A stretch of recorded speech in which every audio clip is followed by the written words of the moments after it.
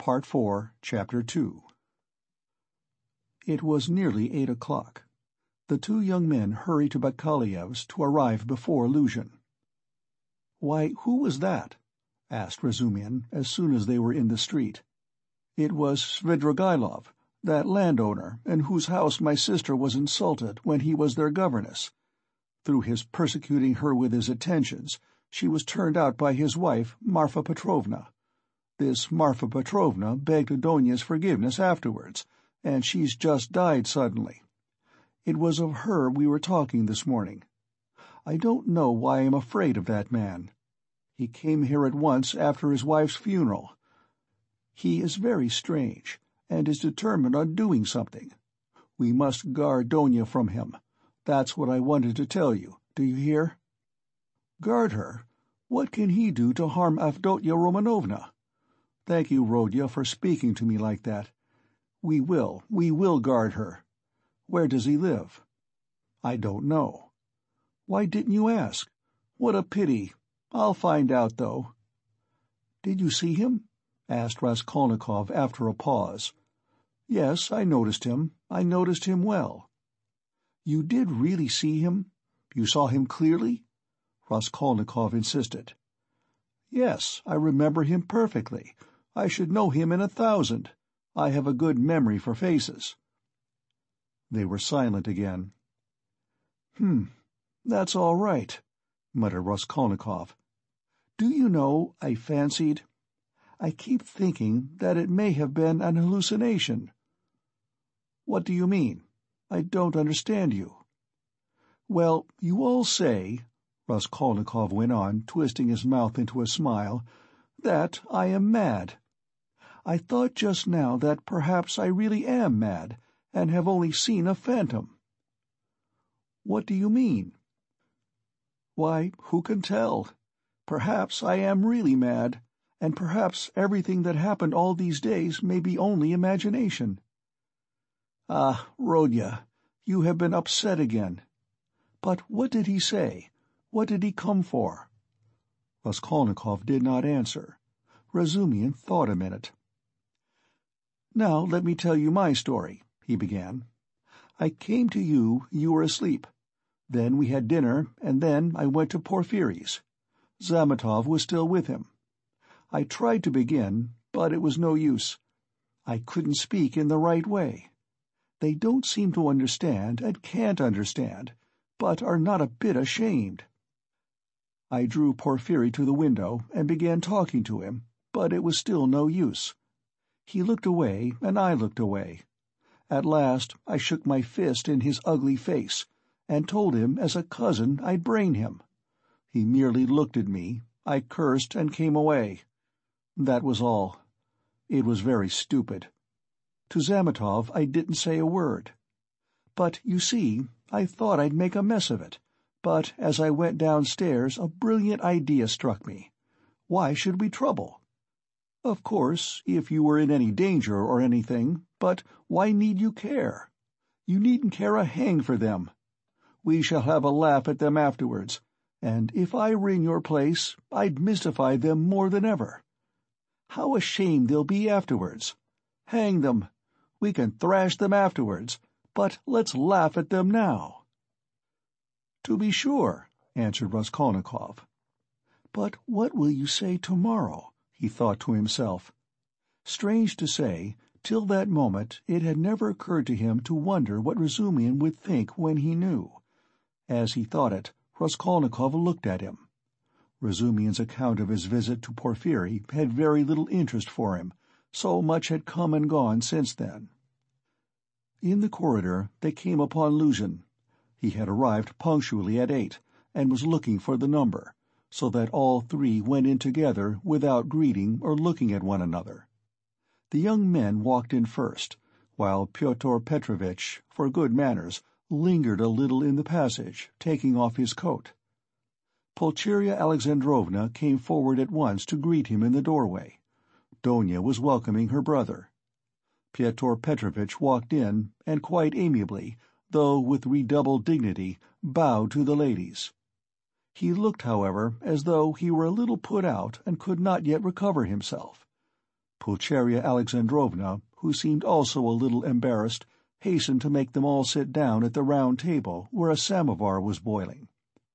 Donia and Luzhin were facing one another on opposite sides of the table. Razumihin and Raskolnikov were facing Pulcheria Alexandrovna. Razumihin was next to Luzhin, and Raskolnikov was beside his sister. A moment's silence followed. Pyotr Petrovitch deliberately drew out a cambric handkerchief reeking of scent, and blew his nose with an air of a benevolent man who felt himself slighted, and was firmly resolved to insist on an explanation. In the passage, the idea had occurred to him to keep on his overcoat and walk away, and so give the two ladies a sharp and emphatic lesson and make them feel the gravity of the position. But he could not bring himself to do this. Besides, he could not endure uncertainty, and he wanted an explanation. If his request had been so openly disobeyed, there was something behind it, and in that case it was better to find it out beforehand. It rested with him to punish them, and there would always be time for that. "I trust you had a favorable journey?" he inquired officially of Pulcheria Alexandrovna. "Oh, very, Pyotr Petrovitch." "I am gratified to hear it. And Avdotya Romanovna is not over-fatigued either?" "I am young and strong. I don't get tired, but it was a great strain for Mother," answered Donia.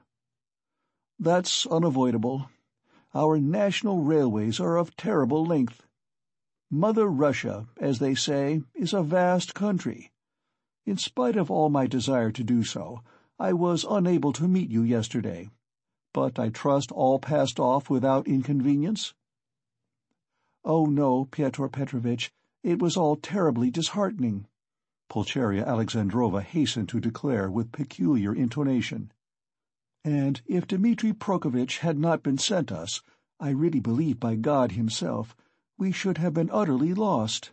Here he is, Dmitri Prokofitch Razumihin," she added, introducing him to Luzhin.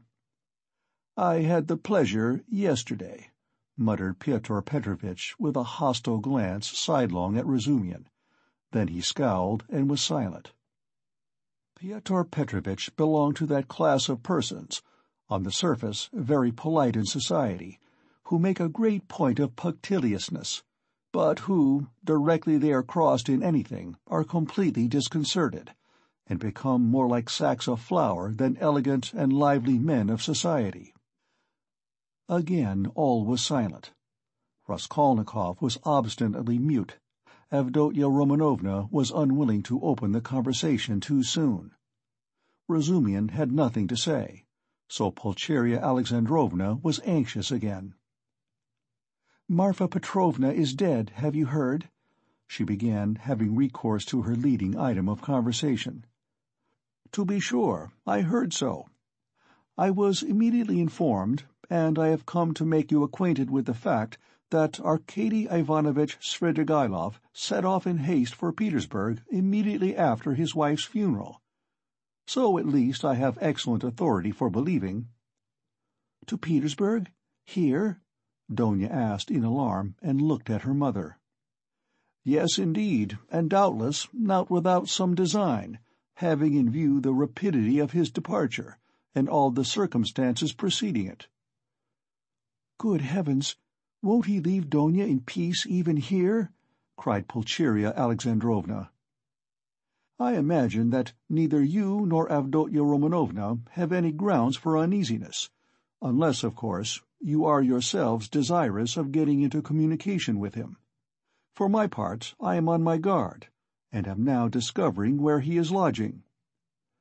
"Oh, Pyotr Petrovitch, you would not believe what a fright you have given me," Pulcheria Alexandrovna went on. "I've only seen him twice, but I thought him terrible, terrible. I am convinced that he was the cause of Marfa Petrovna's death." "It's impossible to be certain about that. I have precise information. I do not dispute that he may have contributed to accelerate the course of events by the moral influence, so to say, of the affront. But as to the general conduct and moral character of that personage, I am in agreement with you.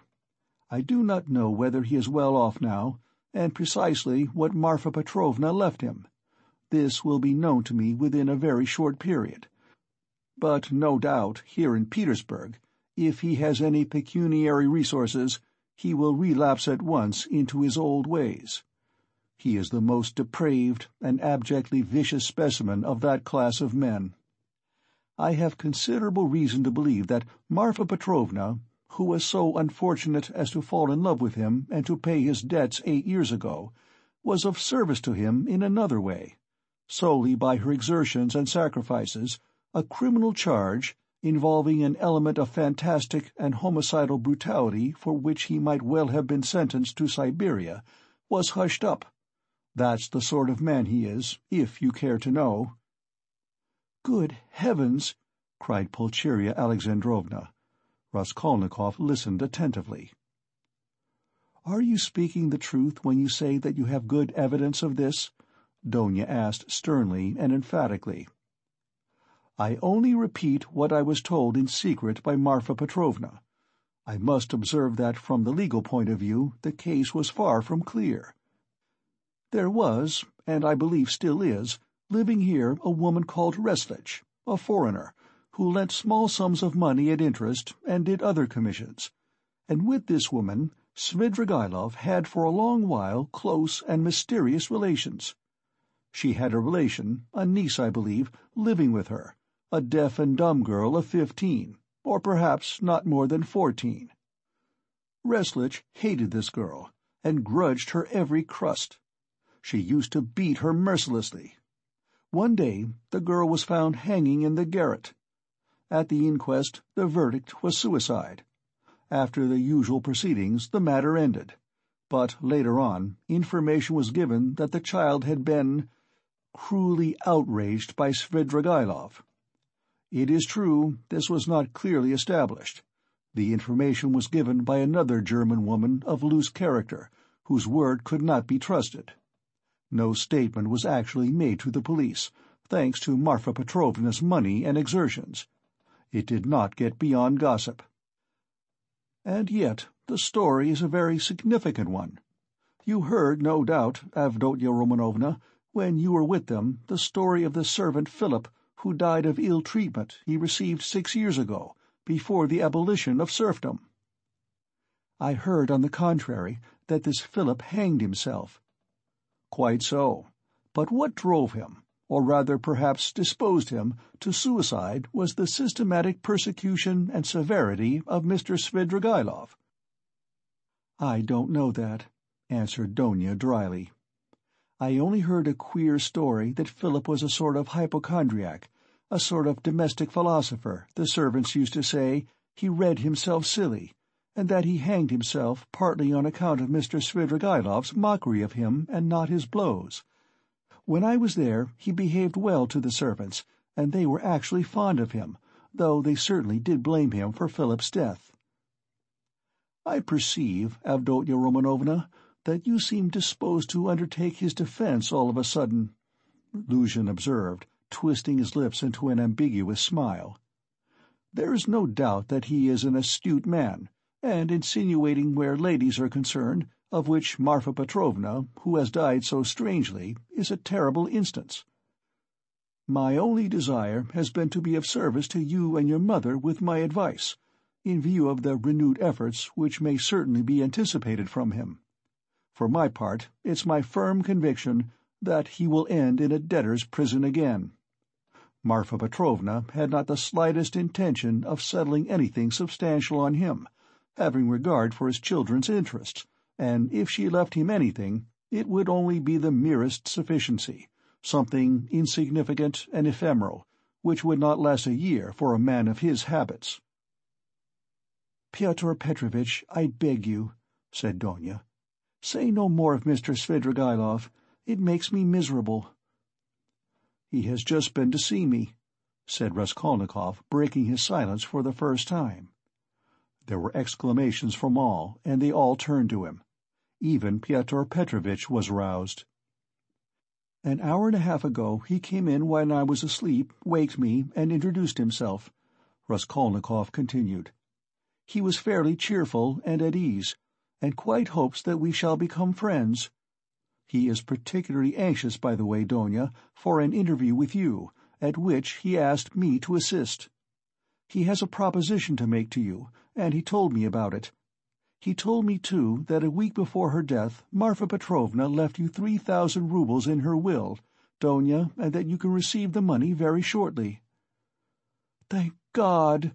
cried Pulcheria Alexandrovna, crossing herself. "Pray for her soul, Donia." "It's a fact," broke from Luzhin. "Tell us, what more?" Donia urged Raskolnikov. "Then he said that he wasn't rich, and all the estate was left to his children, who are now with an aunt. Then that he was staying somewhere not far from me, but where, I don't know, I didn't ask." "But what does he want to propose to Donia?" cried Pulcheria Alexandrovna in a fright. "Did he tell you?" "Yes." "What was it?" "I'll tell you afterwards." Raskolnikov ceased speaking and turned his attention to his tea. Pyotr Petrovitch looked at his watch. "I am compelled to keep a business engagement, and so I shall not be in your way," he added with an air of some pique, and he began getting up. "Don't go, Pyotr Petrovitch," said Donia. "You intended to spend the evening. Besides, you wrote yourself that you wanted to have an explanation with Mother." "Precisely so, Avdotya Romanovna," Pyotr Petrovitch answered impressively, sitting down again, but still holding his hat.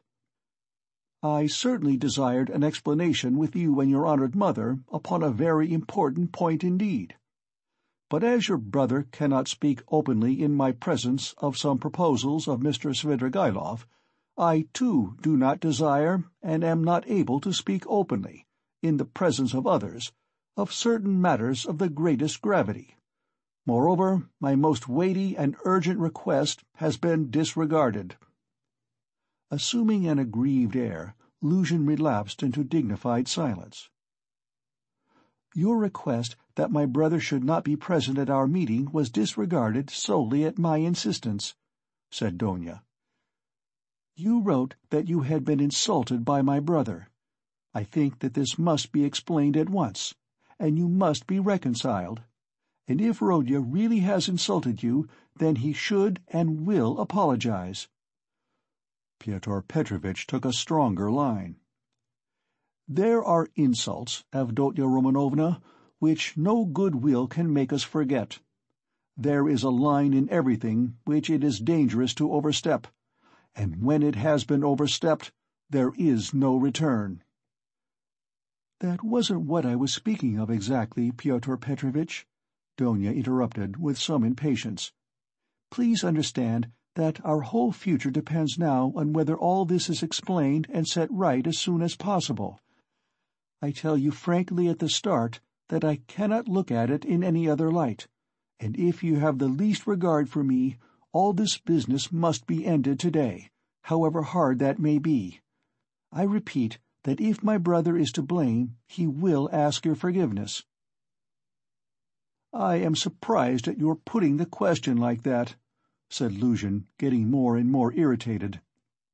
"Esteeming, and so to say, adoring you, I may at the same time, very well indeed, be able to dislike some member of your family.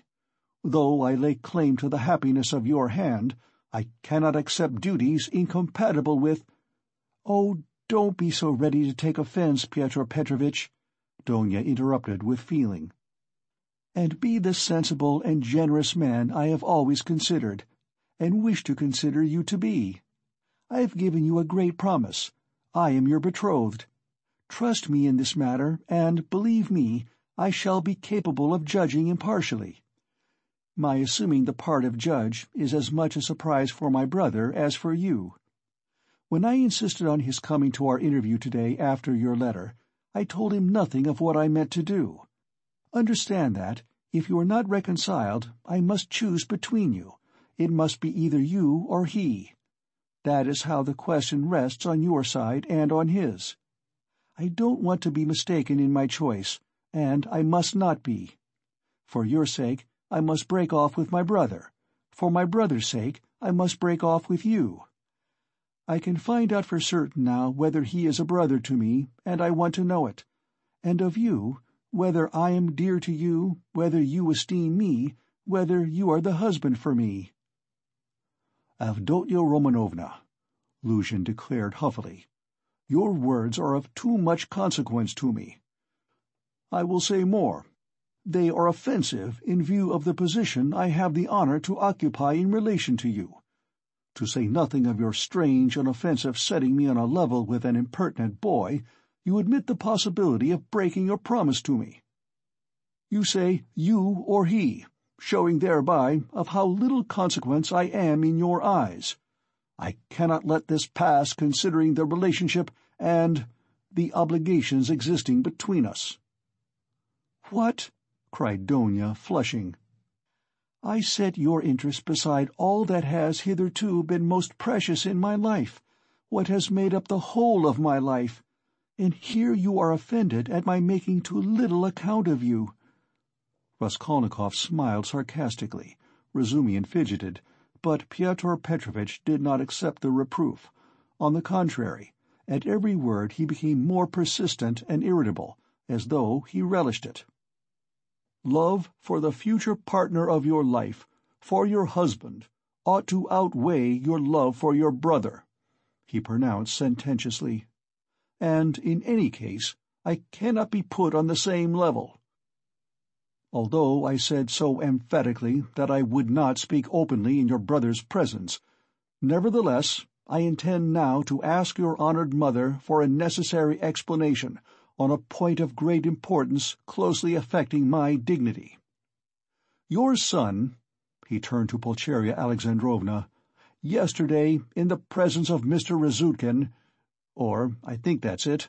Excuse me, I have forgotten your surname," he bowed politely to Razumihin, "insulted me by misrepresenting the idea I expressed to you in a private conversation drinking coffee, that is, that marriage with a poor girl who has had experience of trouble is more advantageous from the conjugal point of view than with one who has lived in luxury, since it is more profitable for the moral character. Your son intentionally exaggerated the significance of my words and made them ridiculous, accusing me of malicious intentions, and, as far as I could see, relied upon your correspondence with him. I shall consider myself happy, Pulcheria Alexandrovna, if it is possible for you to convince me of an opposite conclusion, and thereby considerately reassure me. Kindly let me know in what terms precisely you repeated my words in your letter to Rodion Romanovitch." "I don't remember," faltered Pulcheria Alexandrovna. "I repeated them as I understood them. I don't know how Rodya repeated them to you. Perhaps he exaggerated." "He could not have exaggerated them except at your instigation." "Pyotr Petrovitch," Pulcheria Alexandrovna declared with dignity, "the proof that Donia and I did not take your words in a very bad sense is the fact that we are here." "Good, mother," said Donia approvingly. "Then this is my fault again," said Luzhin, aggrieved. "Well, Pyotr Petrovitch, you keep blaming Rodion, but you yourself have just written what was false about him," Pulcheria Alexandrovna added, gaining courage. "I don't remember writing anything false." "You wrote," Raskolnikov said sharply, not turning to Luzhin, "that I gave money yesterday, not to the widow of the man who was killed, as was the fact, but to his daughter, whom I had never seen till yesterday. You wrote this to make dissension between me and my family, and for that object added coarse expressions about the conduct of a girl whom you don't know. All that is mean slander." "Excuse me, sir," said Luzhin, quivering with fury. "I enlarged upon your qualities and conduct in my letter solely in response to your sister's and mother's inquiries, how I found you, and what impression you made on me. As for what you've alluded to in my letter, be so good as to point out one word of falsehood. Show, that is, that you didn't throw away your money, and that there are not worthless persons in that family, however unfortunate." "To my thinking, you, with all your virtues, are not worth the little finger of that unfortunate girl at whom you throw stones." "Would you go so far, then, as to let her associate with your mother and sister?" "I have done so already, if you care to know. I made her sit down today with Mother and Donia." "Rodya!" cried Pulcheria Alexandrovna. Donia crimsoned. Razumihin knitted his brows. Luzhin smiled with lofty sarcasm. "You may see for yourself, Avdotya Romanovna," he said, "whether it is possible for us to agree. I hope now that this question is at an end, once and for all. I will withdraw, that I may not hinder the pleasures of family intimacy, and the discussion of secrets." He got up from his chair and took his hat. "But in withdrawing, I venture to request that for the future I may be spared similar meetings, and, so to say, compromises. I appeal particularly to you, honored Pulcheria Alexandrovna, on this subject, the more as my letter was addressed to you and to no one else." Pulcheria Alexandrovna was a little offended. "You seem to think we are completely under your authority, Pyotr Petrovitch. Donia has told you the reason your desire was disregarded. She had the best intentions. And indeed, you write as though you were laying commands upon me. Are we to consider every desire of yours as a command?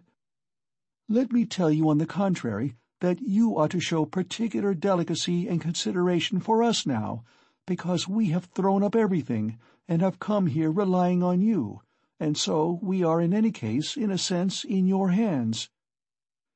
"That is not quite true, Pulcheria Alexandrovna, especially at the present moment, when the news has come of Marfa Petrovna's legacy, which seems, indeed, very apropos, judging from the new tone you take to me," he added sarcastically.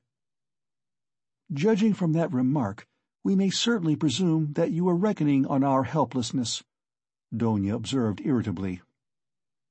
"But now, in any case, I cannot reckon on it, and I particularly desire not to hinder your discussion of the secret proposals of Arkady Ivanovitch Svidrigailov, which he has entrusted to your brother, and which have, I perceive, a great and possibly a very agreeable interest for you." "Good heavens!" cried Pulcheria Alexandrovna. Razumihin could not sit still on his chair. "Aren't you ashamed now, sister?" asked Raskolnikov. "I am ashamed, Rodya," said Donia. "Pyotr Petrovitch, go away." She turned to him, white with anger. Pyotr Petrovitch had apparently not at all expected such a conclusion. He had too much confidence in himself, in his power, and in the helplessness of his victims. He could not believe it even now. He turned pale, and his lips quivered. "Avdotya Romanovna, if I go out of this door now, after such a dismissal, then, you may reckon on it, I will never come back. Consider what you are doing. My word is not to be shaken." "What insolence!" cried Donia, springing up from her seat. "I don't want you to come back again." "What? So, that's how it stands!" cried Luzhin, utterly unable to the last moment to believe in the rupture, and so completely thrown out of his reckoning now. "So that's how it stands. But do you know, Avdotya Romanovna, that I might protest." "What right have you to speak to her like that?" Pulcheria Alexandrovna intervened hotly. "And what can you protest about? What rights have you? Am I to give my Donia to a man like you? Go away, leave us altogether. We are to blame for having agreed to a wrong action, and I above all." "But you have bound me, Pulcheria Alexandrovna," Luzhin stormed in a frenzy, "by your promise, and now you deny it, and...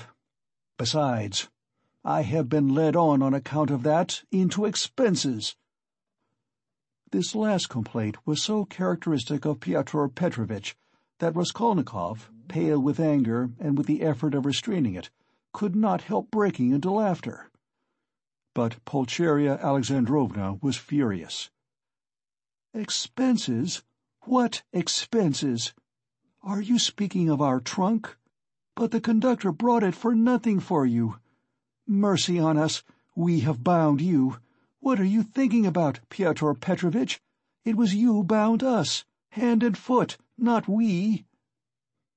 "Enough, mother, no more, please," Avdotya Romanovna implored. "Pyotr Petrovitch, do be kind and go."